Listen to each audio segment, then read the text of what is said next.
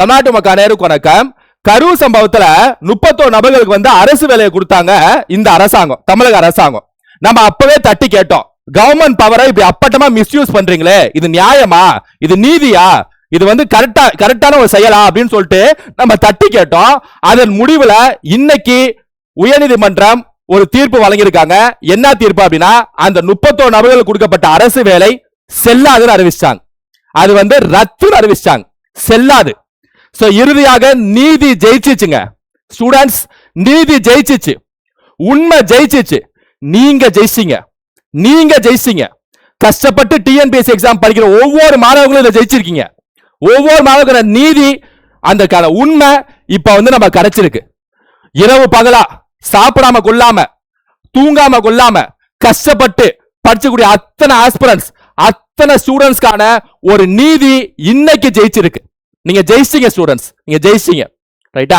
அன்னைக்கே நம்ம சொன்னோம், இவ்வளவு பேர் படிக்கிறாங்க, லட்சக்கணக்கான மாணவர்கள் படிச்சிட்டு இருக்காங்க, பார்க்க உட்காந்து படிக்கிறாங்க, சாப்பிடாம படிக்கிறாங்க, தூங்காம படிக்கிறாங்க, 2 வருஷம் 3 வருஷம் மாங்குன்னு படிக்கிறாங்க. அவ்வளவு சிலபஸ், அவ்வளவு புக்ஸ், அவ்வளவு ஸ்டாண்டர்டு, எத்தனை மெட்டீரியல்ஸ், காலையில இருந்து நைட் வரைக்கும் எத்தனை பிளான், எத்தனை ஷெட்யூல், இத்தனை பேர் இவ்வளவு படிக்கிறாங்களே, இதெல்லாம் விட்டுட்டு அநியாயமா இப்படி ஒண்ணு பண்றீங்களே, இது அநீதி ஆச்சே, இது பவரை மிஸ்யூஸ் பண்றதாச்சே அப்படின்னு சொல்லிட்டு நம்ம மாங்குன்னு கத்தணும். அதுக்கான தீர்ப்பு இன்னைக்கு வந்திருக்கு. நீதி வென்றது. ஹேட்ஸ் ஆஃப் நீதித்துறை, கோர்ட்டுக்கு நான் ஹேட்ஸ் ஆஃப் சொல்லிக்கிறேன். நம்ம சட்டத்துறை கைவிட்டாலும், நம்மள நிர்வாகத்துறை கைவிட்டாலும், ஆஸ்பிரன்ஸ் படிக்கக்கூடிய ஆஸ்பிரன்ஸ் சட்டத்துறை நிர்வாகத்துறை கைவிட்டாலும் நீதித்துறை கைவிடல, நீதித்துறை கைவிடல. Hats off, hats off, hats off. இந்த தீர்ப்புல என்னென்னலாம் வழங்கியிருக்காங்க, வாதம் பிரதிவாதம், அரசாங்கத்துல என்னென்னலாம் நீதிமன்றம் கேள்வி கேட்டிருக்காங்க, என்னென்னலாம் வந்து பேசியிருக்காங்க அப்படிங்கறத பார்ப்போம், அதையும் பார்ப்போம். ரைட்டா? இந்த தீர்ப்பு, அதாவது கரூர் பிரச்சாரத்தில் உயிரிழந்தோரின் குடும்பத்து ஒருவருக்கு அரசு வேலை, நமக்கு தெரிஞ்ச விஷயம் தான். இதுல 31 பேருக்கு அரசு வேலை வழங்கியது அனைத்து அரசாணைகளையும் ரத்து செய்து ஹைகோர்ட் கிளை உத்தரவு. ரத்து செஞ்சுட்டாங்க.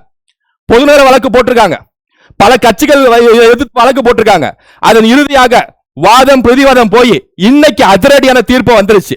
அந்த 31 நபர்களுக்கு கொடுக்கப்பட்ட தமிழக அரசாங்கம் முதல்வர் விஜய் வழங்கிய அந்த 31 நபர்களுக்கு வழங்கிய அந்த அரசு அந்த உத்தரவு, அந்த ஜூனியர் அசிஸ்டன்ட், அந்த குரூப் ஃபார் ஜூனியர் அசிஸ்டன்ட் அத்தனை வேலையும் ரத்து, ரத்து தடை. ரைட்டா? செல்லாதுன்னு அறிவிச்சிருக்காங்க, செல்லாதுன்னு அறிவிச்சிருக்காங்க. இல்ல பாருங்க, உயர்நீதிமன்ற நீதிபதிகள் கார்த்திகேயன் மற்றும் சக்திவேல் அமர்வு அதிரடி தீர்ப்பு. Hats off sir, hats off, hats off, hats off. So இதா இப்ப உச்சநீதிமன்றத்தில் பல்வேறு தீர்ப்புகளை இதெல்லாம் எதை சுட்டிக்காட்டி உயர்நீதிமன்றம் இந்த தீர்ப்பை வழங்கியிருக்காங்க அப்படின்னா, சுப்ரீம் கோர்ட் இருக்காங்களே, சுப்ரீம் கோர்ட்டோட பல்வேறு தீர்ப்புகள், வெவ்வேறு ஜட்ஜ்மெண்ட் காலகட்டத்தில் வந்திருக்கும்ல, சொந்த கட்சியில இப்ப வரைக்கும் பல்வேறு ஜட்ஜ்மெண்ட் வந்திருக்கும்ல, இந்த மாதிரி இஷ்யூல அந்த தீர்ப்புகளை மீறி, சுப்ரீம் கோர்ட் ஜட்ஜ்மெண்ட்டை மீறி அரசுக்கு அருள் இறந்தோர் குடும்பத்துக்கு வேலை தந்துள்ளது. சுப்ரீம் கோர்ட் ஜட்ஜ்மெண்ட்டை மீறி இருக்காங்க அப்படின்னு சொல்லிட்டு நான் சொல்லல, ஹைகோர்ட் சொல்லியிருக்காங்க.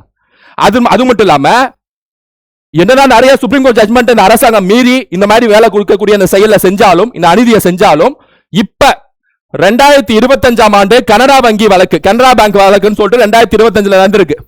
அதுல உச்சநீதிமன்றம் வழங்கிய தீர்ப்புக்கு முரணாது. ரீசன்ட் ஜட்ஜ்மெண்ட், ரீசன்ட் 10 வருஷம் இல்ல, போன வருஷம் ஜட்ஜ்மெண்ட் சுட்டி காட்டியிருக்காங்க ஹைகோர்ட். அதனால இது ரத்துன்னு இருக்காங்க, அதனால இது ரத்துன்னு இருக்காங்க. அதே மாதிரி 31 பேருக்கு அரசு வேலை வழங்கியதற்கு அரசு வேலைக்காக தயாராகும் இளைஞர்கள் கடும் எதிர்ப்பு தெரிவித்தனர். எல்லாருமே கடும் எதிர்ப்பு தெரிவிச்சோம். இவ்வளவு பேர் மாங்கு படிக்கிறாங்களேங்க, நம்ம அவ்வளவு கேள்வி கேட்டோம், சிலபஸ் வச்சே கேள்வி கேட்டோம்.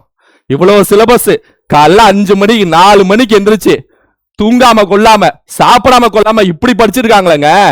எந்த சிலபஸ்னா என்னன்னு தெரியாத, இல்லனா எக்ஸாம்னா என்னன்னு தெரியாத, 200 கேள்விகள் 100 கேள்வி எக்ஸாம் பேட்டர்ன் என்ன தெரியாத இப்படிப்பட்ட ஒரு செயலை செஞ்சிருக்கீங்களே அப்படின்னு சொல்லி நம்ம கேள்வி கேட்டோம். அதற்கான ஒரு நீதி இப்ப நமக்கு கிடைச்சிருக்கு. சாதாரணமான வேலையே வழங்கப்பட்டது என்ற தாவேக அரசின் வாதம் நிராகரிப்பு. தாவேக அரசாங்கம் என்ன அந்த வாதம் வச்சிருக்காங்க பாருங்க கோர்ட்ல. சாதாரண வேலையே, இது சாதாரண வேலையா சார்? சார் இது சாதாரண வேலையா? ஜூனியர் அசிஸ்டன்ட் சாதாரண வேலையா சார்? குரூப் 4 சார், போன வாட்டி என்ன ஒரு 11 வேகன்சி விட்டதை 21 வேகன்சி தூக்கி கொடுத்துருக்கீங்க சார். சாதாரண வேலையா சார்? ஆஸ்பிரன்ட்ஸ் நீங்க சொல்லுங்க, சாதாரண வேலையா? இது சாதாரண வேலைன்னு சொல்றாங்களா? இது சாதாரண வேலையா? நீங்க சொல்லுங்க, நீங்க சொல்லுங்க, நீங்க சொல்லுங்க. அதே மாதிரி அடுத்து நமது நாட்டில் அதிகமான ஒரு அரசு வேலைக்காக காத்திருக்கின்றனர். எவ்வளவு பேர் கிராமத்துல பார்க்ல உட்காந்து படிச்சுட்டு காத்துட்டு இருக்காங்க அப்படின்னு சொல்லிட்டு ஹைகோர்ட் கேக்குறாங்க. ஹைகோர்ட் வந்து இது மாதிரி கேட்டுட்டு இருக்காங்க, இது மாதிரி காத்துட்டு இருக்காங்களே, இப்படி பண்ணிருக்கீங்களா அப்படின்னு சொல்லிட்டு சொல்றாங்க ஹைகோர்ட். இளைஞர்கள் கருத்தை பிரதிபலிக்கும் வகையில் ஹைகோர்ட் சோ ஆஸ்பிரன்ஸ் இளைஞர்கள் படிச்சக்கூடிய ஸ்டூடெண்ட்ஸ், அந்த வெறித்தனமா படிச்சக்கூடிய ஸ்டூடெண்ட்ஸ் இந்த ஸ்டடி பிளான் போட்டு அந்த ஹார்ட் ஒர்க் இங்க ஜெயிக்கணுங்க. நான் ஏன் இப்படி பேசுறேன்? ஹார்ட் ஒர்க் ஜெயிக்கணுங்க, உழைப்பு ஜெயிக்கணுங்க, உண்மை ஜெயிக்கணுங்க, நீதி ஜெயிக்கணும். அதான் இப்ப ஜெயிச்சிருக்கு. ரைட்டா? நீதித்துறை எது கைவிட்டாலும் நீதித்துறை கைவிடாது, கைவிடல. ரைட்டா? கைவிடல. சாதான் நமக்கு இங்க முக்கியம். அரசு வேலையை போகிற போக்கில் கொடுக்க முடியாது சொல்லிடுறாங்க பாருங்க. அப்பவே சொன்னோம், நீங்க பாட்டுக்கு போற போக்குல கொடுத்துருக்கீங்க, அப்பவே சொன்னோம். சொல்லாங்க பாருங்க. ஹைகோர்ட் சொல்றாங்க, நான் சொல்ல ஹைகோர்ட் சொல்றாங்க, நீங்க என்னது இது, நீங்க பாட்டுக்கு போகிற போக்குல அப்படியே ஒரு அரசு வேலை ஜூனியர் அசிஸ்டன்ட் கொடுத்துட்டு போறீங்க. அதற்காக பாடுபட்டு இருக்க வேண்டும். அதாவது அதுக்காக என்ன பாடுபட்டாங்க, என்ன என்ன குவாலிபிகேஷன், அதுக்காக என்ன பாடுபட்டாங்க அப்படின்னு சொல்லிட்டு ஹைகோர்ட் கேட்கிறாங்க.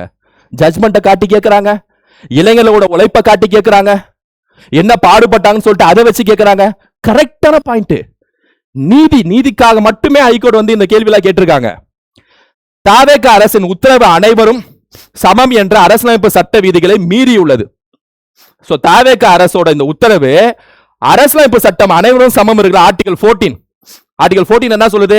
அனைவரும் சமம், எல்லாமே ஒரே மாதிரி போட்டி போட்டு ஒரே மாதிரி வேலையை வாங்கணும்.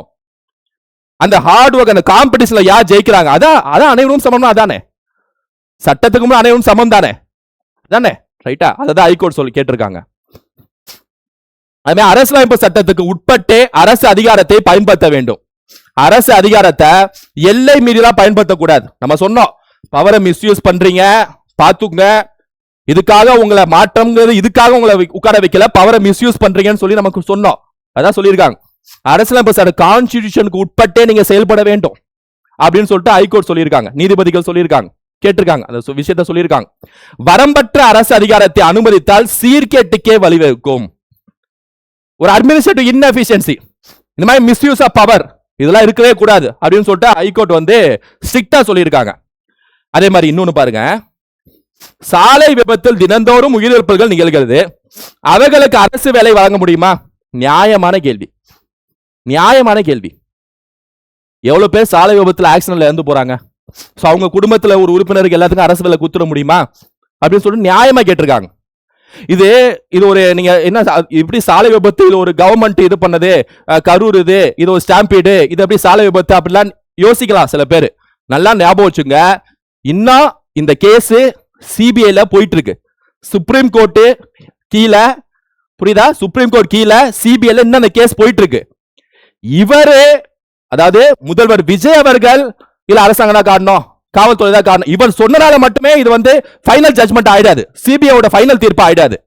இதை நீங்க வந்து இது எப்படி நீங்க பார்க்கணும் அப்படின்னா, இப்ப நீதிக்கு மேல யாருமே இல்ல அப்படி ஒரு கண்ணோட்டத்துல பார்க்கணும். நீங்க இதை ஒரு மாதிரி கல்ட்டா பாத்தீங்கன்னா உங்களுக்கு புரியாது, இது உங்களுக்கு மைண்டுக்குள்ள ஏறாது. நீதி தான்ப்பா இங்க, ஜஸ்டிஸ் தாப்பா, அதுக்கு மேல யாரும் இல்லப்பா, ஜஸ்டிஸ் தாப்பா முக்கியம், நீதி தாப்பா மெயின். எல்லாருமே வெகுஜன மக்கள்பா, அவங்க எல்லாமே நீதி கீழே தாப்பா. இப்படி ஒரு கண்ணோட்டத்துல பாத்தீங்கன்னா இந்த தீர்ப்பெல்லாம் சரியா புரியும். ரைட்டா? அதே மாதிரி சிவகாசி பட்டாசு விபத்தில் உயிரிழந்தவர்களின் குடும்பத்தினருக்கு கருணை அடிப்படையில் பணி வழங்க கோருகின்றனர். இந்த மாதிரி அடுக்கடுக்கா கேள்வி கேட்டிருக்காங்க. யார் அப்படின்னா ஹைகோர்ட் கேட்டிருக்காங்க. சோ எல்லா கேள்வியும் கேட்டிருக்காங்க. பாதிக்கப்பட்டவர்களுக்கு சுய வேலைவாய்ப்பு பயிற்சி வழங்கலாம். இதான் நானே சொன்னேன், எல்லாமே சொன்னாங்க. அவங்களுக்கு ஏதாவது ஒரு பிசினஸ் வச்சு கொடுக்கலாம், மாசம் ஒரு 10 லட்சம், மாசம் 5 லட்சம் அப்படின்னு சொல்லிட்டு நிதி உதவி வழங்கலாம். புரியுதா இல்லையா? ஏதாவது அவங்க கல்வியில மேம்பட செய்வதற்கு கல்வி சார்ந்த நிதி உதவிகள் வழங்கலாம், வேலைவாய்ப்பு சார்ந்த நிதி உதவிகள் வழங்கலாம். இதெல்லாம் வழங்கலாமே. நீங்க ஒரு அரசாங்க வேலையை எடுத்துட்டு உங்க கட்சி மாநாட்டில் வந்து இறந்து போன நபர்களுக்கு அரசாங்க வேலையை எடுத்து கொடுக்குறீங்க. இப்படிதானே? இதானே குற்றச்சாட்டு. பவர் மிஸ்யூஸ் இப்ப வந்துச்சா? அன்னைக்கே நிறைய ஸ்டூடெண்ட்ஸ், இது என்ன பவர் மிஸ்யூஸ், இது ஒரு இறக்கத்தின் அடிப்படையில், இது எப்படி நீங்க எதிர்த்து, இது நீங்க அப்ப மனசாட்சி இல்லையான்னு கேட்டீங்க. மனசாட்சியை தாண்டி நீதி தாங்க இங்க முக்கியம். அவங்களுக்கு அந்த குடும்பத்துக்கு பிசினஸ் வச்சு கொடுக்கலாம், அந்த குடும்பத்துக்கு ஒரு பிரைவேட் தொழில் பிரைவேட் இதுல சேர்த்து விடலாம், கம்பெனில சேர்த்து விடலாம். ரைட்டா? 31 குடும்பம் தான், அது அவங்க சேர்த்து விடலாம், அவங்க வாழ்வாதாரத்தை மேம்படுத்தலாம், அதுல மாற்றகத்து இல்ல. ஆனா அரசாங்க கஜானா, நம்ம டாக்ஸ் கட்டுற அரசாங்கம் இருக்காங்களே, அதுல இருந்து எடுத்து இப்படி நீங்க கொடுக்கிறது, இதுதான் தவறுன்னு இருக்காங்க. இதான் தவறுன்னு இருக்காங்க. நம்ம தான் சொல்லிட்டே இருந்தோம், பவரை மிஸ்யூஸ் பண்றாங்க பாத்துங்கன்னு சொல்லிட்டே இருந்தோம். ரைட்டா? தவறு தவறுன்னு சொல்லிட்டே இருந்தோம். அதன்படி இப்ப தீர்ப்பு வந்துருச்சு. ஸோ ஆஸ்பிரன்ஸ் கிடைச்ச ஒரு நீதி தான் இந்த தீர்ப்பு. ஸோ நீங்க எல்லாருமே வெறித்தனமா படிச்சுட்டு இருக்கக்கூடிய எல்லா ஸ்டூடெண்ட்ஸும் இந்த ஒரு செய்தி உங்களுக்கு ஒரு ஆறுதலை கண்டிப்பா கொடுக்கும். கண்டிப்பா ஒரு ஆறுதல் கொடுக்கும். எப்பா என்னதான் யார் கைவிட்டாலும் நீதித்துறை கைவில்லடா, ஜஸ்டிஸ் நீதி நம்மளை கைவில்லடா, நம்ம சைடு தான் நியாயம் இருக்கு, நம்ம சைடு தான் உண்மை இருக்கு. இன்னும் ஒரு வேகத்துல, இன்னும் 20 மடங்கு வேகத்துல படிக்கலாம்டா. காம்படிஷன் தான் மேட்ரு, இங்க ஸ்கில் தான் மேட்ரு.